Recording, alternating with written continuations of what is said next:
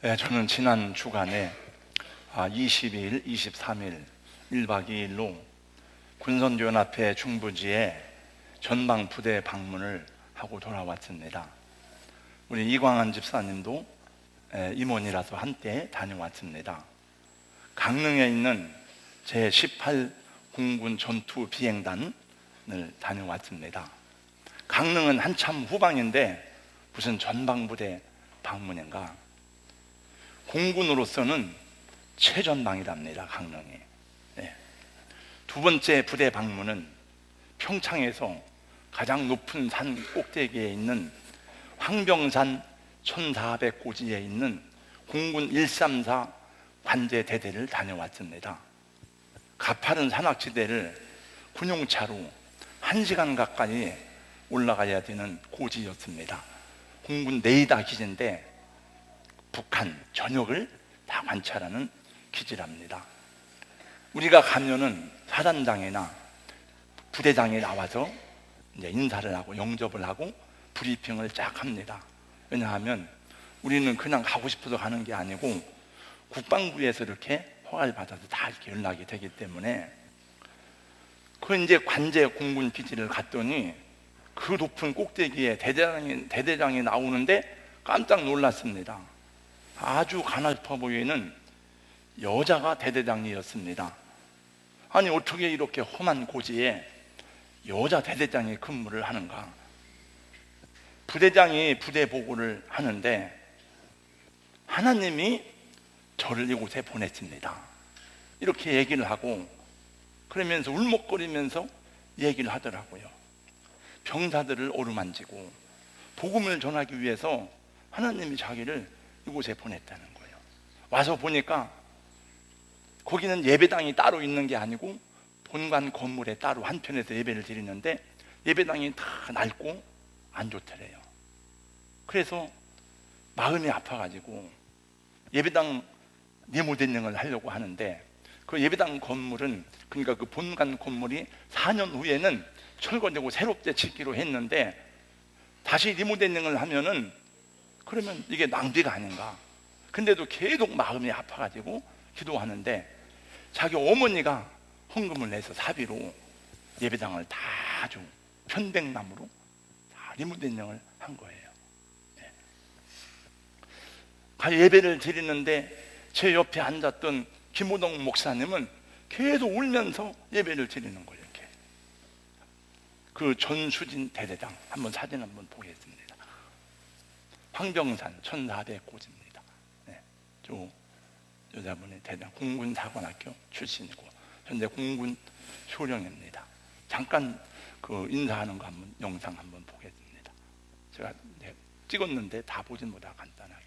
생각날 때마다 한 번씩 기도해 주시면 저희 이제 목회하시는 목사님도 되게 힘이 될 것 같고, 네, 저희 이제 군 내에서 이렇게 사역하시는 분들께 되게 힘이 되지 않을까. 기도만큼 힘이 되는 게 없으니까, 네, 그런 생각이 들어서 저희 다 볼 수는 없고요.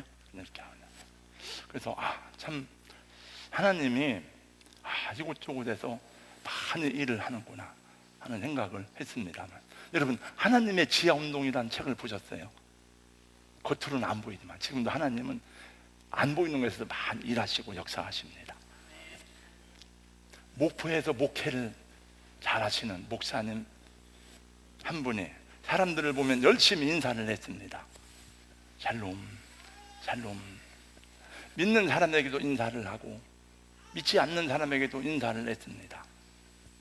어느 날 지나가다가 중년의 남자가 지나가길래 샬롬 하고 인사를 했습니다. 자기를 한참 뒤따라오더래요. 혹시 내가 뭘 잘못한 게 있는가? 근데 그 사람이 다음 주일날 교회를 나왔더랍니다. 그 다음 주에도 또 교회를 나왔습니다. 몇 주 동안 교회를 나오더니 목사님, 제가 식사 대접 한번 해도 되겠습니까? 그래서 목사님하고 식사를 하면서 얘기를 하는데 자기는 오망을 만드는 사람인데 가난 말기로 죽게 되었다는 거예요.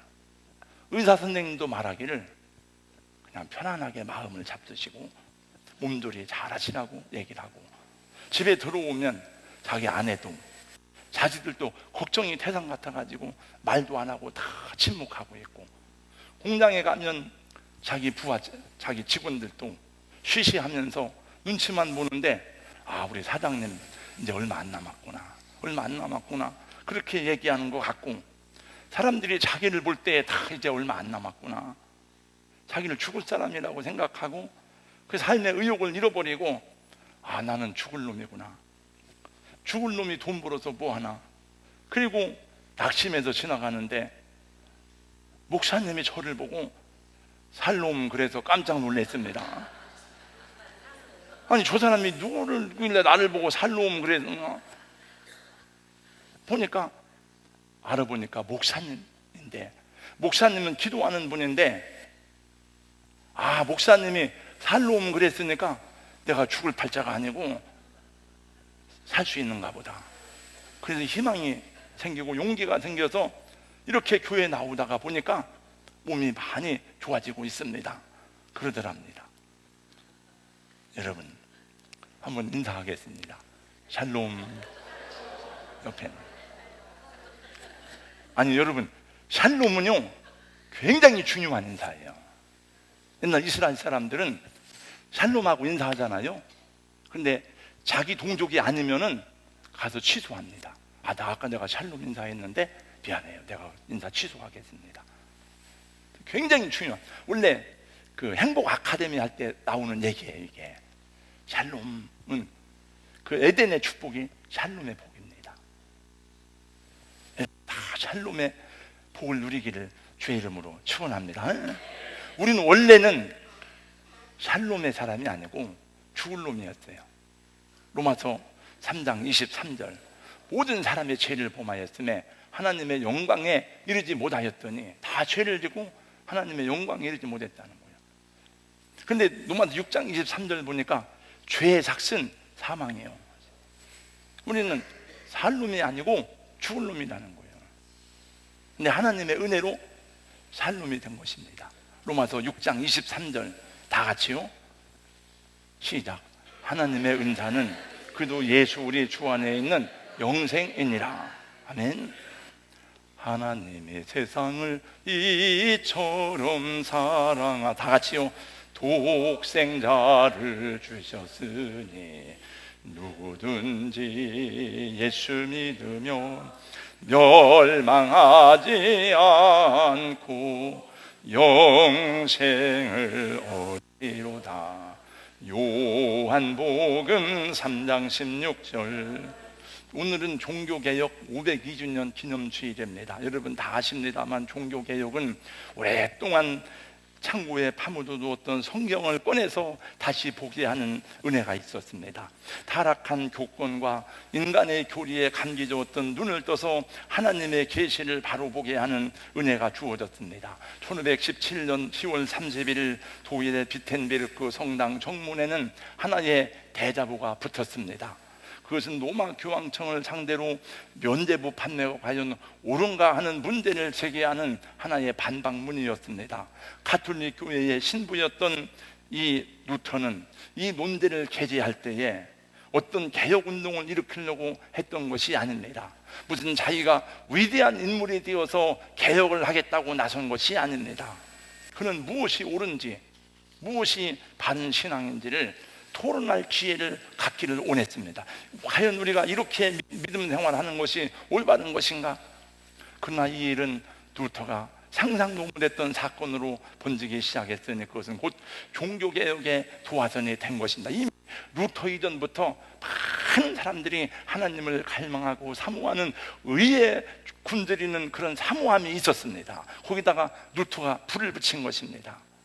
종교개혁의 결과는 한마디로 엄청난 것이었습니다.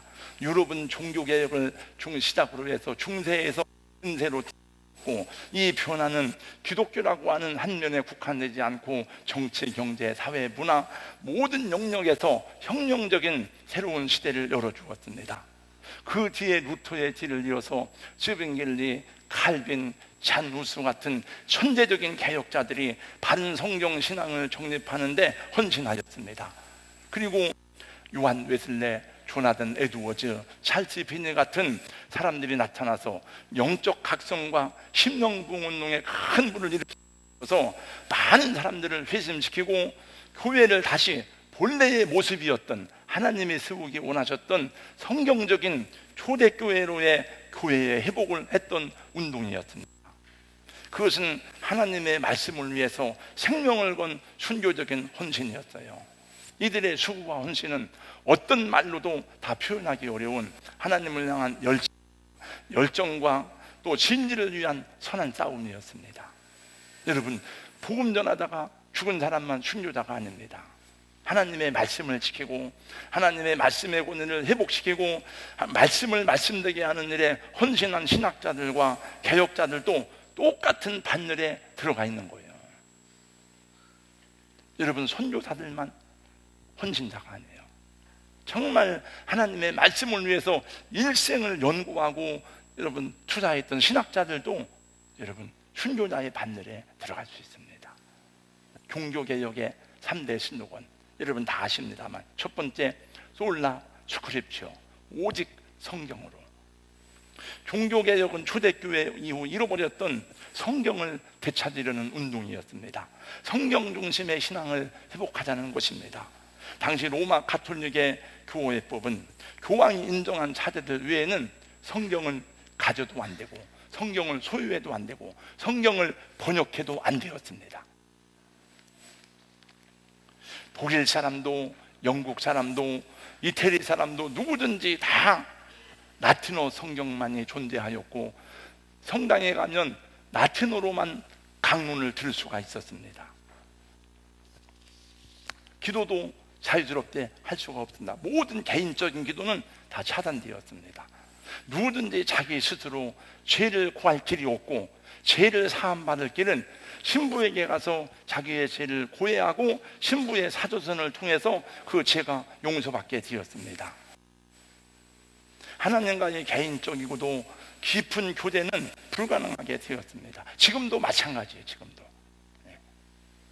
제가 북덕 성당은 유명한 성당인데 지금도 주일날이면 고해성다 받을 사람들이 많으니까 양쪽으로 와요. 양쪽으로. 저희 누님한테 양쪽으로 다 하면 내가 죄를 사하노라.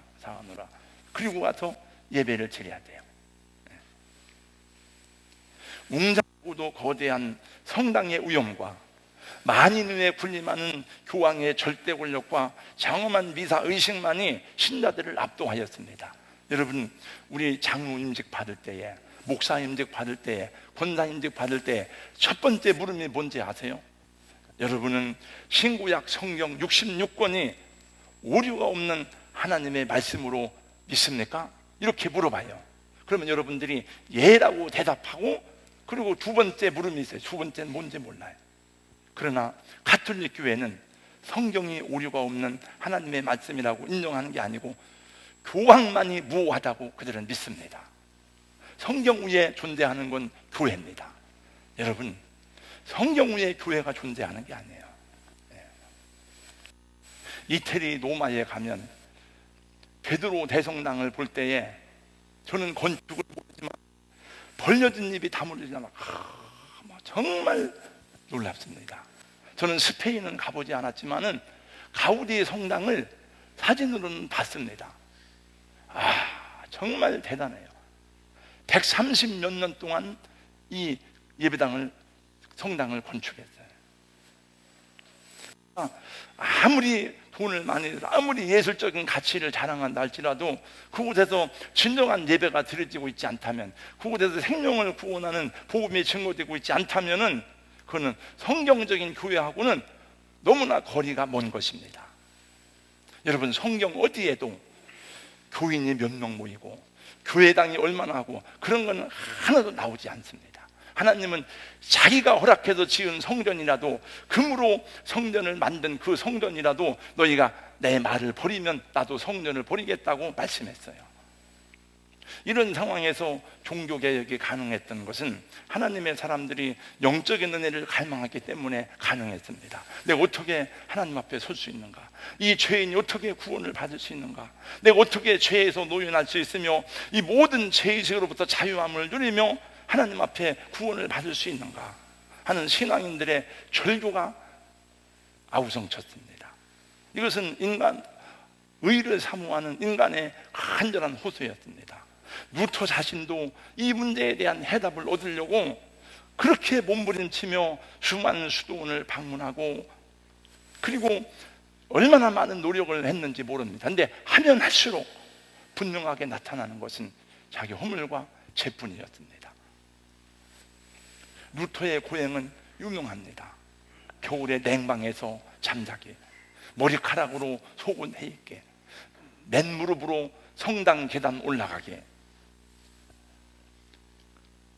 그러던 루터는 어느 날 하나님의 말씀에서 일생에 고민하며 고뇌하고 괴로워하던 문제의 답을 찾았습니다. 그것이 바로 로마서 1장 17절이었습니다. 복음에는 하나님의 의가 나타나서 믿음으로 믿음에 이르게 하나니 오직 의인은 믿음으로 말미암아 살리라. 이 말씀을 받던 날이 루터에게는 말할 수 없는 기쁨과 감격과 환희의 날이었습니다. 저는 여러분 모두가 다 정말 이 구원의 은혜와 감격이 가슴에 밀려오는 은혜로 경험되어지기를 예수님의 이름으로 축원합니다. 이 말씀이 루터로 하여금 종교개혁을 일으키게 한 원동력이 되게 한 것입니다. 그러므로 이 개혁은 인간의 힘이나 인간의 노력이나 인간의 의지가 아닌 살아계신 하나님의 말씀으로부터 시작되었다 하는 것입니다. 지금도 천주교회는 성경보다도 로마 교황청에서 만들어낸 교리 문답과 교황의 교서를 더 중요한 진리로 가르치는데 성경하고 안 맞는 게 너무나 많습니다.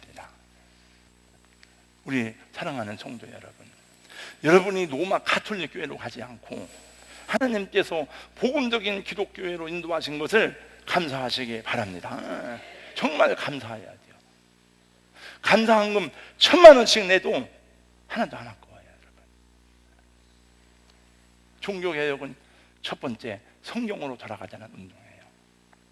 우리 신앙에서는 어떤 것도 성경을 대신하거나 성경을 뛰어넘는 신앙의 표준 원리는 없습니다.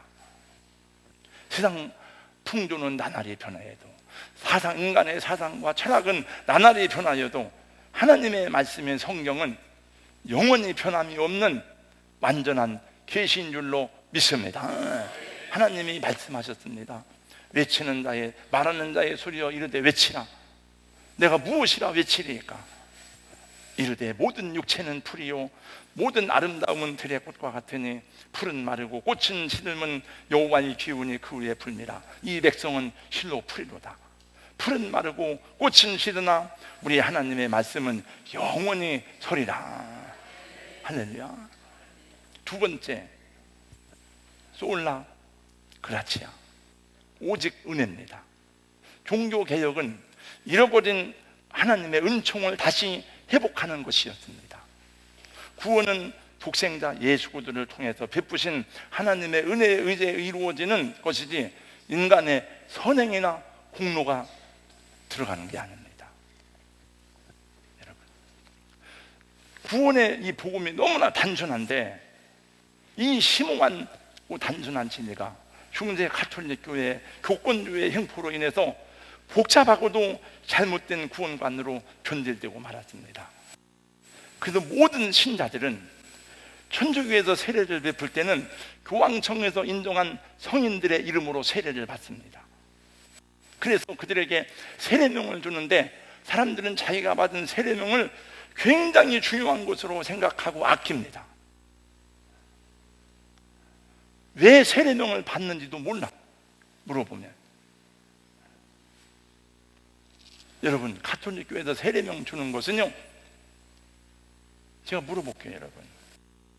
여러분, 우리 주님 예수 그리스도의 십자가 죽으심이 여러분의 모든 죄와 허물을 사해 주시는 하나님의 은혜와 사랑임을 그대로 믿습니까? 여러분의 모든 죄와 저주를, 우리가 이룰 수 없는 모든 구원의 그 은혜를 예수님께서 십자가에서 담당하신 것을 그대로 믿습니까? 그러면 그 외에 뭐가 더 필요합니까? 예수의 십자가 보혈 외에 뭐가 더 필요해요?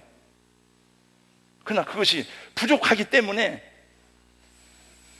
구원의 완전한 결정적 요건이 되지 못하기 때문에 세례명을 주는 거예요. 베드로의 공덕으로, 사도 요한의 공덕으로 그 세례자 명을 주는 사람 거의 다 순교자들입니다. 그거는 예수님의 대속의 은혜를 부정하는 겁니다. 여러분. 왜 구원의 진리에 다른 내용이 들어가야 됩니까? 마귀의 속임수입니다. 여러분. 개인적으로 공부해 보세요. 이렇게 제가 책을 드리겠습니다. 구원은 인간의 공로가 아닙니다. 그래서 그 점수가 부족하면 그래서 연옥으로 가는 거예요. 그 고난을, 연옥에서 고난을 받다가 천국으로 가는 거예요. 성경에 그런 교리가 어디 있습니까, 여러분? 구원은 우리 인간의 노력의 대가가 아닙니다. 구원은 나의 의로움의 결과가 아닙니다. 구원은 오직 하나님의 은혜인 줄로 믿습니다. 그래서 값없이 주시는 선물이에요. 예수님이 값을 다 치르셨습니다. 왜? 자기 몸 피값을 지려서. 성경에서 그것을 얼마나 많이 가르칩니까? 그것을 부인하는 자가 이단이 아니고 무엇입니까? 바울 사도는 하늘에서 온 천사라 할지라도 다른 복음을 전하면 저주를 받으려 그랬어요. 칼빈은 외쳤습니다. 구원의 인간의 공로와 성자의 공덕을 기리는 감히 하는 것은 그들의 피를 더럽히는 사탄의 작품이다. 마지막 세 번째, 솔라 피데, 오직 믿음입니다. 종교개혁은 우리를 원래 초대교회 본래의 신앙으로 돌아가게 하였습니다. 모든 인간은 예수 그리스도를 믿음으로만 하나님 앞에 설 수 있다 하는 것입니다. 예수님이 친히 말씀하셨습니다. 내가 곧 길이요 진리요 생명이니 나로 말미암지 않고는 아버지께로 올 자가 없느니라. 그 예수님이 말씀하신 길이요 진리요 생명이니 할 때 그 헬라어는 호도스, 호아레데야, 호소제스. 호는 영어로 정관사예요. 정관사. 그 여러 길 중에 하나가 아니라는 거예요. 내가 곧 하나님께로 가는 유일한 그 길이요 그 생명이요 그 진리라 하는 것입니다. 루터에게 제사함과 구원의 기쁨으로 가득하게 한 것은 교황청의 교리가 아니라 오직 의인은 믿음으로 말미암아 살리라는 하나님의 말씀이었습니다. 그러므로 믿음으로 구원받는다는 말은 루터의 말이 아니고 칼빈의 가르침이 아닙니다. 여러분, 오직 성경을 통해서 계시된 하나님의 말씀인 것입니다. 신약에서만이 아니고 구약에서도 모든 구원 믿음이에요. 여러분, 우리 성경에서 예수님 말 빼고 가장 중요한 인물은 아브라함입니다. 왜 아브라함이 중요하냐? 아브라함 무슨 위대한 일을 해서 그런 게 아니에요. 아브라함은 모든 민족 가운데 구원받을 사람들의 표상으로 하나님이 믿음으로 의롭다함을 받은 첫 번째 사람으로 아브라함을 하나님이 택하셨기 때문에 그래요. 여러분, 아브라함이 갈대아 우르를 떠나는 순종을 보시고 하나님이 의롭다 한 게 아니에요. 아브라함이 자기 아들 이삭을 바치는 걸 보고 하나님이 의롭다 하신 게 아니에요. 여러분, 창세기 15장 6절 말씀해 보니까 아브라함이 여호와를 믿으니 여호와께서 이를 그의 의로 여기시고. 구약에서도 신약에서도 구원은 오직 믿음입니다. 이 세상에 존재하는 한도 주의 말씀도 이름도 변함이 없이 성취될 줄로 믿습니다. 여러분, 복음의 진리는 변함이 없지만, 성경도 변함이 없지만 개인의 신앙은 얼마든지 타락하고 변질될 수 있습니다. 눈에 보이지 않는 영적인 교회는 변함이 없지만 이 지상의 교회는 언제든지 변질될 위험을 가지고 있어요. 그래서 끊임없는 개혁이 요청되는 거예요. 왜? 세상 속에 살기 있기 때문에 그런 겁니다. 그래서 교회는 복음 전하는 일과 더불어 말씀을 파수하고 말씀을 지키고 비진리와 싸우는 영적 싸움을 감당하지 않으면 안 되는 것입니다. 우리 사랑하는 성도 여러분, 하나님께서 교회를 얼마나 사랑하시는지 모릅니다. 왜냐? 피로 값주고 사셨으니까. 교회를 사랑한다는 말은 여러분을 사랑한다는 거예요. 이 예배당 건물이 아니에요. 저를 얘기하는 게 아니에요. 우리를 건다는 거예요. 피로 값주고 사셨기 때문에 세상이 어두울수록, 세상이 악할수록 더 순결해지기를 원하시는 하나님의 뜻이 우리 가운데 있는 줄로 믿습니다. 세상이 미워하고 증오하고 분노하고 그런 것이 강할수록 우리는 더 뜨거운 사랑으로 세상을 섬기고 세상을 위해서 기도하며 하나님의 의를 드러내야 되는 줄로 믿습니다.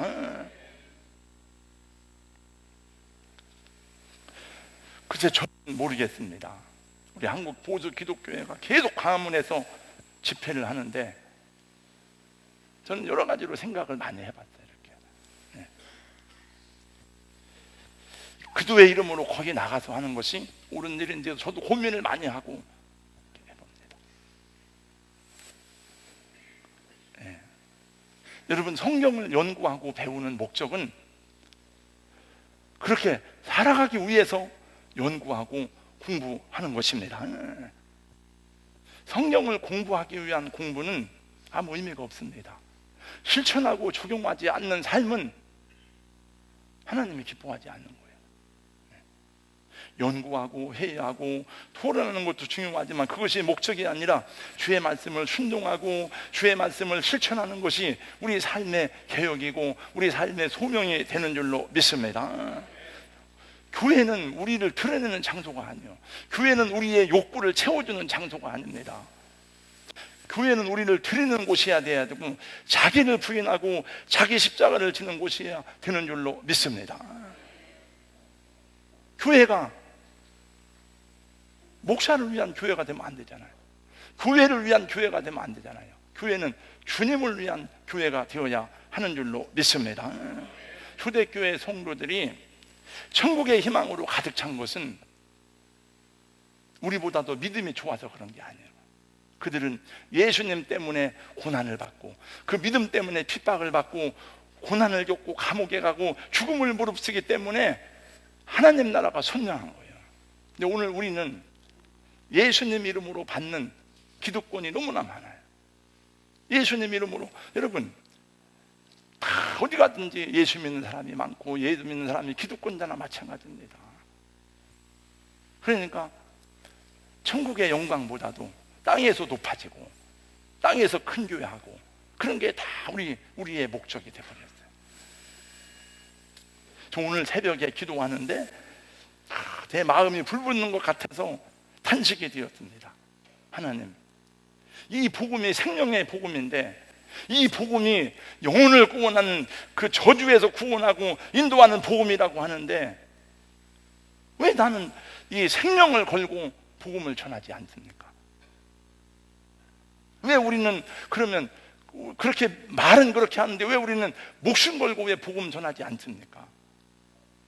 에레미야에 비교할 바는 되지 못하지만은 탄식이 되고 눈물이 나는 것을 보니까 제가 가짜는 아닌 것 같아요. 네. 여러분, 왜 주의를 하루도 한 번도 제대로 못 지킵니까? 왜 내가 내 인생의 핸들을 내가 잡고 가야지 왜 누구에게 남에게 맡깁니까? 왜 맨날 쫓겨다닙니까? 그런 걸 생각할 때 참 속상하고 가슴 아프고 늘 그런 거나 오늘 새벽에는 그래서 저의 무능함에 대해서 탄식하고 하나님 앞에 내가 이게 막 이런 뜨거운 가슴은 뜨겁지만은 가슴만 뜨거우면 뭐하나 발이 움직이고 손이 가고 막 그렇게 행동하는 크리스찬이 돼야 되지. 성경 어디에도 에베소 서머나 버가모 두아디라 사대 필라델피아 그 교회가 몇 명이 모이는지 권사님 아세요? 사대 교회가 몇 명이 모이는지? 보가목 교회가 얼마나 큰지 아세요? 잘 모르잖아요. 성지순례 가서 우리가 본 보가목 교회는 보가목 교회가 아닙니다, 여러분. 그건 신전이에요. 보가목 신전.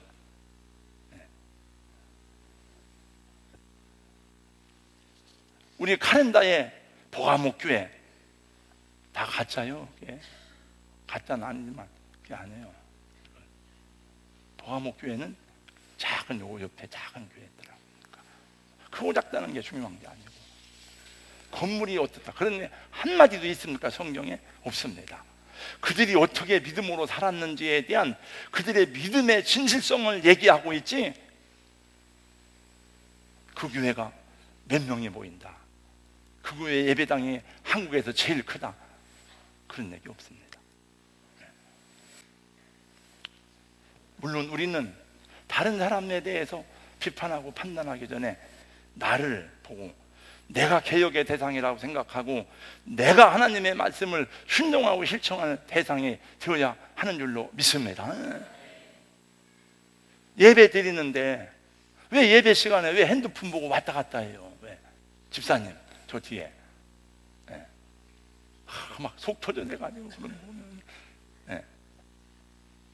다 내려놓고 예배는 예배답게 하나님 앞에 드려야지.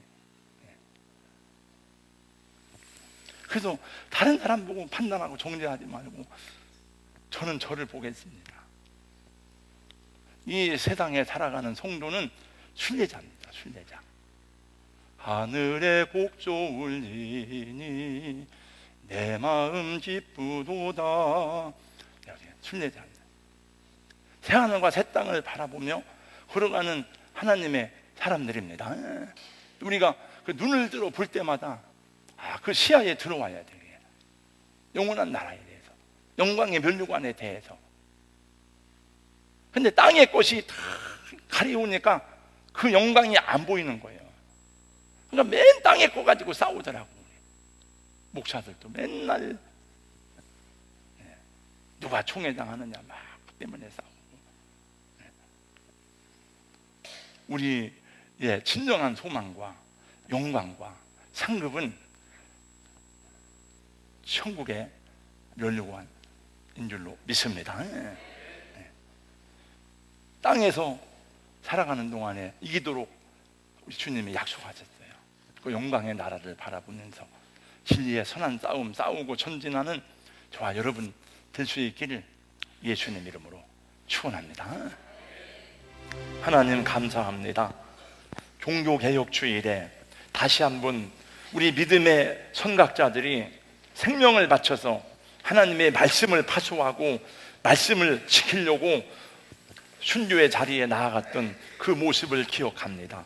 우리도 주님 이 복음의 말씀을 끝까지 내 안에 간직하고 이 복음을 땅끝까지 증거하는 주님의 교회와 성령 안에 살아가는 교회로 세워진 바 되도록 인도하여 주시옵소서.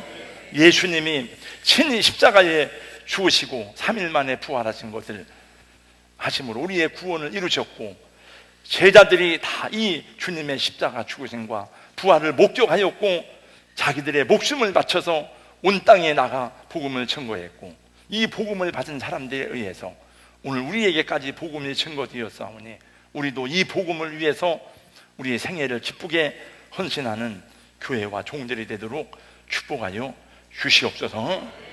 예수님 이름으로 기도하옵나이다. 아멘.